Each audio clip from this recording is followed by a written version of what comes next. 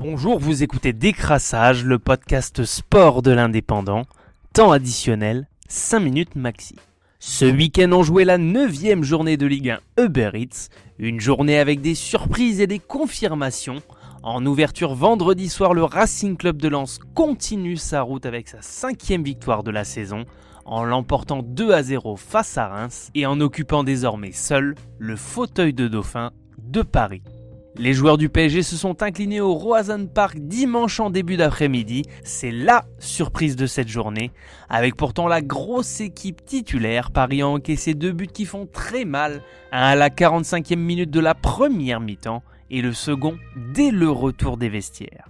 Pas de tir cadré pour Paris malgré un très beau coup franc de Messi sur la barre. Neymar s'est même selon les spécialistes trouvé en grande difficulté, que ce soit technique ou physique.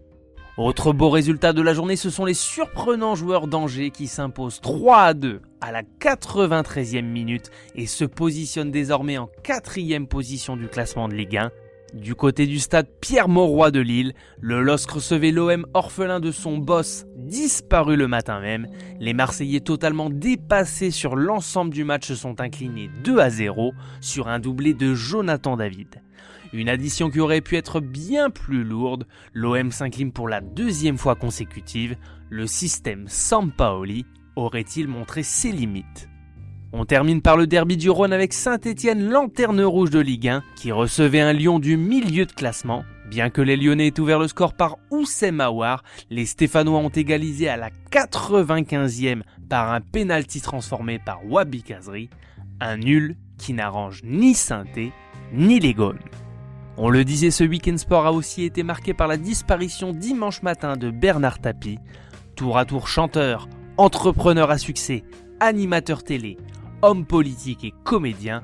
Au-delà de l'animal médiatique, Bernard Tapie était aussi un grand patron du monde du sport, avec tout d'abord en cyclisme, où il est le dernier patron d'une équipe française et d'un coureur français à avoir remporté la Grande Boucle. Tapie a su faire évoluer ce sport en payant mieux les cyclistes et surtout en faisant avancer la discipline techniquement, avec les pédales de fixation et les cadres en carbone de sa marque Look apparus dans les années 80, qui sont très rapidement devenus la norme.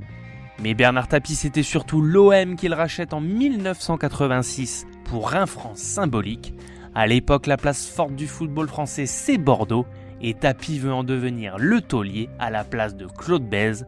Avec une ambition débordante, il en fait le meilleur club de la fin des années 80 et début 90. 4 titres de champion de France, une Coupe de France, 2 demi-finales de Coupe d'Europe et 2 finales de Ligue des Champions, dont une remportée face au Milan AC en 1993.